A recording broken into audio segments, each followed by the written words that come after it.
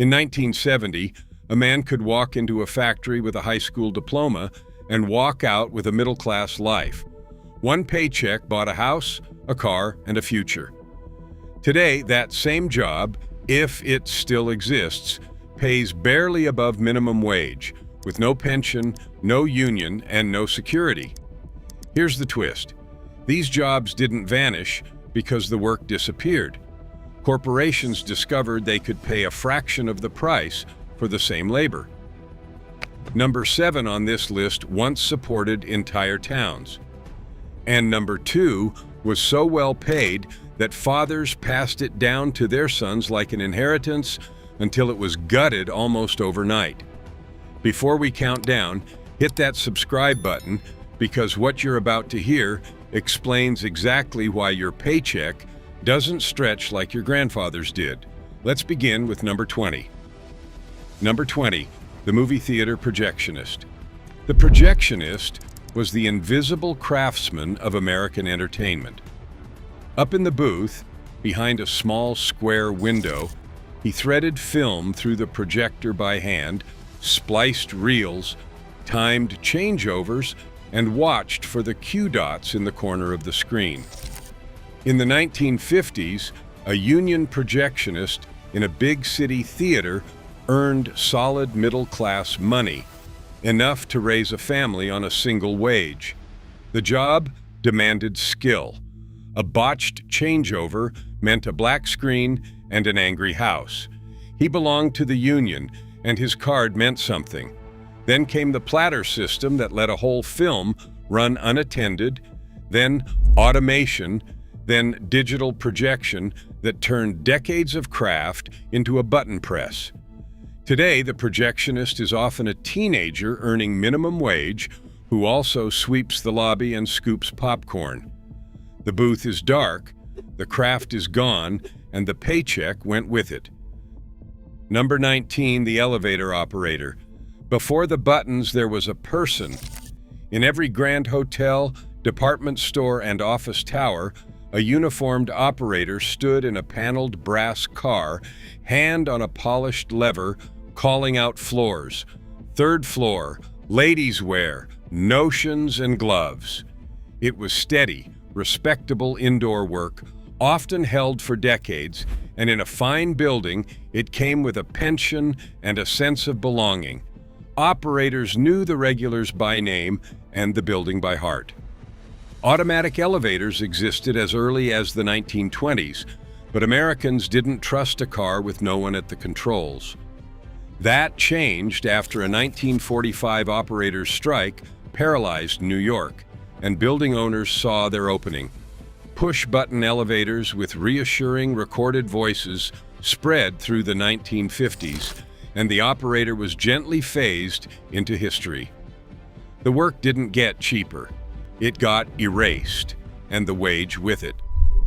What replaced a lifelong position was a panel of numbered buttons that cost nothing to employ. Number 18, the bowling alley pin setter. In the years before the machines, a boy earned real money in the pit behind the lanes.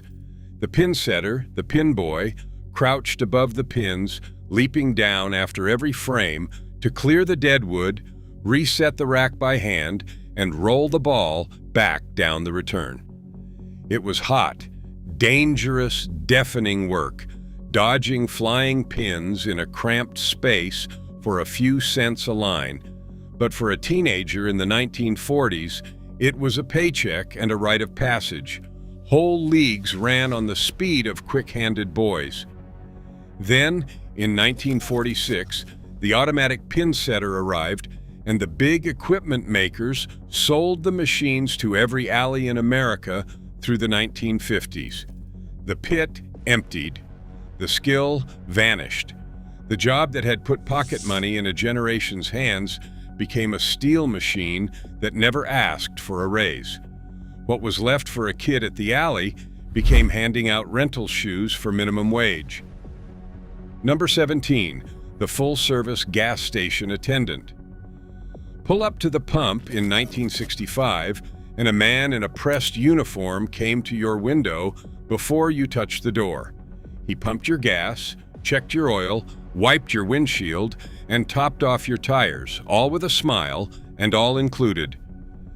The service station attendant was a fixture of the American road, often a skilled hand who could diagnose a rattle or change a belt.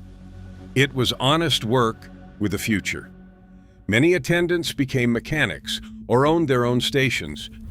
Then, the oil shocks of the 1970s pushed owners toward self-service to cut costs, and customers, desperate to save a few cents a gallon, pumped their own. Within a decade, full service was a memory almost everywhere. The station became a convenience store with fuel out front, staffed by a lone clerk behind thick glass, earning minimum wage. The service disappeared, the dignity with it, and the customer became the unpaid attendant. Number 16, the milkman. For most of the century, the milkman was as reliable as sunrise. Before dawn, in his own truck on his own route, he set glass bottles on the porch, collected the empties, and knew every family's order by heart. Extra cream on Sundays, cottage cheese for the Hendersons.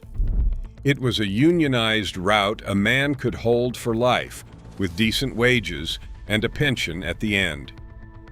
In 1963, nearly a third of American milk still arrived at the door. Then home refrigerators grew larger, supermarkets undercut the price, and the family car made the weekly grocery run easy.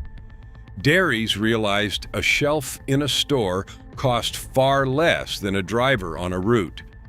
By the 1970s, home delivery was collapsing, and today under 1% of milk is delivered.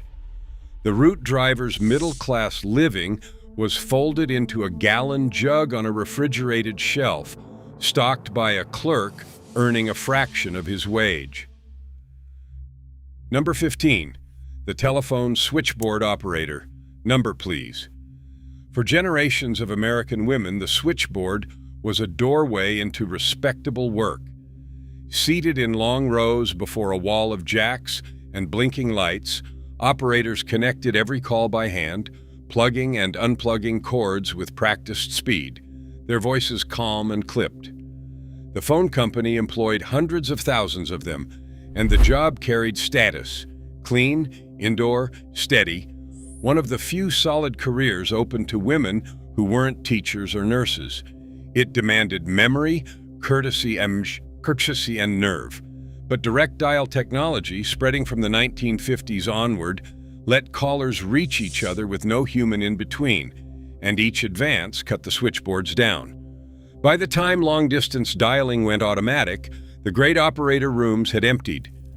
The work that once filled a paycheck and a life was quietly engineered away, and what customer service work remained was scattered, de-skilled, and eventually shipped to call centers paying as little as the market would bear. Number 14, the video store clerk. For about 2 decades, the video store clerk was the neighborhood's movie oracle. Behind the counter at the big rental chain or the family-owned shop, the clerk knew the new releases, remembered what you liked, and could steer you to the perfect Friday night pick. At its peak, the industry employed tens of thousands, and for many a clerk, it was a real job, with a schedule, a raise, and a shot at managing a store. The shelves were a culture, the late fees a running joke, the browsing a ritual. Then mail-order discs arrived, and streaming finished the job. The biggest chain went from thousands of stores to almost none within a few short years. And the neighborhood shops died first. The clerk's knowledge, the human recommendation, was replaced by an algorithm that costs nothing and never clocks in. A modest career that supported a generation of young workers simply switched off, one shuttered storefront at a time. Number 13, the travel agent. The travel agent was the trusted expert who turned a vague dream into a printed itinerary. Behind a desk, stacked with brochures and thick airline guides, She booked the flights, found the hotels, arranged the honeymoon, and knew which resort was worth the money. It was skilled work built on relationships, and agents earned real commissions, enough to make it a genuine profession, often owned and run by women. Airlines paid those commissions because agents filled seats. Then the internet arrived. Airlines slashed and finally killed commissions, and booking sites let travelers do it all themselves in minutes. Tens of thousands of agencies closed through the late 1990s and 2000s. The expertise didn't vanish because it was worthless. It vanished because a website could capture it for free, and the airlines no longer wanted to pay. What survives is a shadow of the trade, and the work travelers once paid a professional to do is now unpaid labor. They do themselves at midnight. Number 12, the bank teller. The teller was the human face of American banking, and for decades it was a respectable path into the middle class. Standing at a marble counter in a pressed shirt, the teller counted cash, cashed checks, knew the regulars, and could rise to loan officer or branch manager over a career. Banks trained their people and rewarded loyalty. Then, the automated teller machine arrived in the 1970s and spread everywhere, and the arithmetic changed. A single ATM handled the routine transactions of several tellers at a fraction of the cost. Banks kept the title, but hollowed out the job. Fewer tellers per branch, flatter wages, and a role reframed as low-paid customer service pushing credit cards and checking accounts. The work that once launched banking careers became one of the lower-paid jobs in finance, often paying little more than retail. The machine did the counting. The human kept the smile and lost the latter. Number 11, the department store salesman. On the floor of a great American department store, the salesman was a professional. He knew his department cold, the fabrics, the fit, the difference between one grade of suit and another, and he earned a commission that rewarded that knowledge. A good floor man at a fine store made a solid living, built a loyal clientele, and took pride in dressing a city. Selling was a craft, and the customer trusted the seller. Then, discounting changed everything. Big box stores and self-service retail decided that expertise cost too much, stripped the commissions, and replaced the professional with a clerk whose job was to point and ring up. The knowledge left the floor. What had been a career became an hourly, near minimum wage position with high turnover and no future. The salesman reduced to a human barcode scanner. The store still sold the goods. It just stopped paying anyone to know them. Number 10, the appliance and TV repairman. There was a time when Americans fixed what they owned, and the repairman made that possible. When the television flickered or the washer quit, he arrived with a case of tubes and parts, diagnosed the fault, and brought the machine back to life for a fair price. It was skilled work, real electronics knowledge, and a good repairman ran his own shop, employed apprentices, and earned a respected living in every town. Then, manufacturing moved overseas, prices dropped, and something changed on purpose. Products were built to be replaced, not repaired. When a new television cost less than the service call, the shop had nothing left to fix. Parts grew scarce, designs grew sealed, and repair became uneconomical by design. The trade withered, the shops closed, and the knowledge died with them. A skilled profession that kept goods alive was engineered out of existence, and what service survived was reduced to swapping one cheap sealed unit for another. Number 9, the printer and linotype typesetter. Setting type was one of the proudest skilled trades in America. In the composing room, the linotype operator sat at a clattering keyboard, casting lines of hot metal, arranging the words that became newspapers and books. It took years to master, and the Printers' Union was among the strongest in the country. Its members earned excellent wages, worked with dignity, and guarded their craft fiercely. The composing room was a world of ink, lead, and expertise. Then phototype setting arrived, and desktop publishing finished the revolution. A single person at a computer could now do what a room full of skilled printers once did, and the hot metal went cold. Newspapers dismantled their composing rooms. The great typographical union collapsed.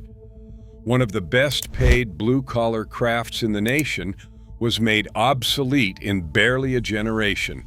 Its members offered retraining or a buyout, and the work of setting words on a page dispersed into software that anyone could run for near nothing. Number 8, the grocery store butcher. The neighborhood meat counter was once staffed by a true craftsman. The butcher broke down whole carcasses, cut to order, ground the beef fresh, and knew exactly what you needed for Sunday dinner. It was a skilled, unionized job. A meat cutter with a good contract earned a solid middle-class wage and often a pension, and the apprenticeship took years. Every supermarket had a working butcher shop in the back. Then, the chains discovered central processing. Meat could be cut, weighed, and wrapped in a distant plant by lower-paid workers, then shipped case-ready to be set out by a clerk who never touched a knife. The skilled cutter behind the counter thinned out, replaced by prepackaged trays and a stocker earning far less. The craft of the butcher, one of the last skilled trades hiding inside an ordinary grocery store, was quietly relocated and downgraded, and the knowledge that once stood behind the glass was packaged away where no customer could see it disappear. Number 7, the textile and garment mill worker. For a century, the textile mill was the beating heart of countless American towns, especially across the South. The mill ran day and night, and a job on the floor, spinning, weaving, sewing, meant a paycheck that built a house, a company that anchored a community, and often work a family held for generations. These were not glamorous jobs, but they were stable, and whole towns were built around a single mill's whistle. Then trade deals opened the doors, and corporations discovered that the same shirt could be sewn overseas for pennies on the dollar. Mill after mill went dark through the 1990s and 2000s. Entire towns lost their reason for being when the plant that employed thousands simply closed its gates. The work didn't end. It moved to where labor was cheapest. The American mill hand's middle-class wage was traded for a garment stitched half a world away, and the communities built around those mills were left with the empty buildings and the memory. Number 6, the secretary and the typing pool. In the mid-century American office, the typing pool was a bustling engine of pink-collar work. Rows of women transcribed dictation, typed letters, filed, and kept executives running, and a skilled secretary or stenographer held a respected position with room to advance. Shorthand and fast, flawless typing were prized professional skills, and a good secretary was indispensable, the person who truly knew how the office worked. Then the word processor arrived, and the personal computer finished the change. Executives typed their own emails. Software handled the filing and the formatting. The typing pool drained. The role didn't simply modernize, it fractured and fell, its skilled core automated away, and its remaining pieces downgraded into lower-paid, interchangeable clerical and temp work. A path that once offered women stability and advancement was thinned into precarious support jobs, and the expertise that ran the American office was quietly absorbed by the machines on every desk. Number 5. The longshoreman. On the docks of every port city, the longshoremen did brutal, essential work, and once the Union won its fight, earned a proud living at it. Gangs of men muscled cargo out of ships' holds piece by piece, loading and unloading by hand and hook. It was dangerous and backbreaking, but a Union card on a busy waterfront meant real wages and the dignity of skilled, organized labor. Thousands of men worked a single big port. Then, in 1956, a trucking man named Malcolm McLean loaded a ship with standardized steel boxes, and containerization changed the world. A crane could now move in minutes what a gang once sweated over for days. The boxes swallowed the work. Ports that employed tens of thousands soon needed a fraction of that number. The lucky held on under the Union. The rest watched the waterfront empty. One of the toughest paths to a working-class living was reduced to a crane operator and a computer, and the crowded docks fell silent. Number 4. The machinist and tool and die maker. The tool and die maker was the aristocrat of the American shop floor, the skilled hand who built the tools that built everything else. Working to tolerances finer than a hair, he served a long apprenticeship, read blueprints like a language, and commanded respect and wages to match. These were the men who made the dies that stamped car bodies and the jigs that shaped a nation's manufacturing. It was a career with pride at its center and a solid middle-class life at its end. Then, two forces met. Computer-controlled machines automated much of the precision work, and manufacturing itself moved overseas, taking the shops with it. The apprenticeships dried up. The trade aged and thinned. A young person who might once have entered a respected, well-paid craft found the doors closing, the work sent abroad, or handed to a machine.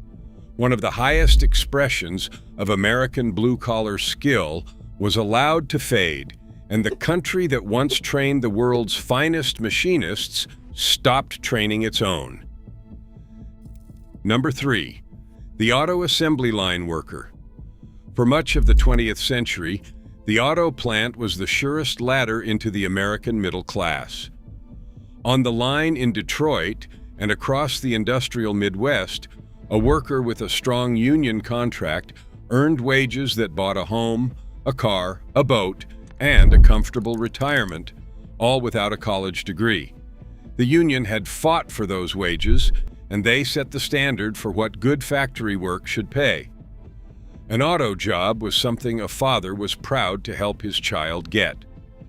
Then, the ground shifted. Plants moved south and across the border to non-union, lower-wage sites, and automation took the rest. And when the companies came under pressure, they introduced two-tier wages, new hires doing the same work for a fraction of the veterans' pay, with weaker benefits and no path to the old standard. The union job that built the middle class was quietly split in two, and a generation of new workers inherited the assembly line without the living wage that once came with it. Number 2, the steel mill worker. Steel built America, and for decades the men who made it lived like it mattered. In the great mills of Pittsburgh, Youngstown, Gary, and Bethlehem, the work was hot, hard, and dangerous. But a union steel worker earned a wage that raised a family in comfort and a job so secure that fathers passed it to their sons like an inheritance. Whole cities rose around the mills. The paycheck was the region's lifeblood. Then, almost overnight, it broke. On a single day in 1977, Remembered in Youngstown as Black Monday, thousands lost their jobs when a mill announced its closure, and it was only the beginning. Through the early 1980s, foreign competition, corporate disinvestment, and cheaper non-union minimills gutted the industry. Hundreds of thousands of steel jobs vanished in a few brutal years. The mills that had defined American strength went silent and rusted. What replaced those where anything did, was lower paid, non-union work, and for many towns, nothing at all. The heart of industrial America was torn out and never truly replaced. Number 1, the meatpacking worker. And in first place stands the job that best tells this entire story. In the 1960s, meatpacking was one of the best-paid manufacturing jobs in America. In the old Union stockyards of Chicago and the Midwest, a packing house worker earned wages at the very top of the blue-collar scale, with a strong contract, real benefits, and the security of organized labor. It was hard, bloody work, but work that supported a family in the middle class. Then the industry was remade on purpose. New companies moved the plants out to isolated rural towns, broke the unions, sped up the lines, and slashed the pay. In some cases, the wages were cut nearly in half within a single generation. The skilled, well-paid union job was deliberately rebuilt as a low-wage, high-turnover position, and the workforce was steadily replaced with immigrants and the desperate, people with little power to demand more. The injuries multiplied as the line speeds climbed. This was not automation or the march of progress.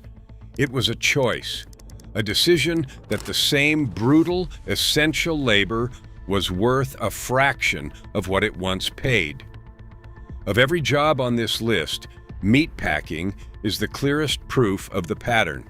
Work that hadn't changed, made cheap on purpose, its dignity and its wage stripped away and pocketed by the men at the top. Across all 20, one truth runs through every entry. These jobs didn't disappear because the work stopped mattering. They were made cheaper on purpose, automated, offshored, deunionized, or handed to whoever would take the lowest wage. The milk still gets delivered, the steel still gets made, the meat still gets cut. Someone just decided the people doing it deserved far less.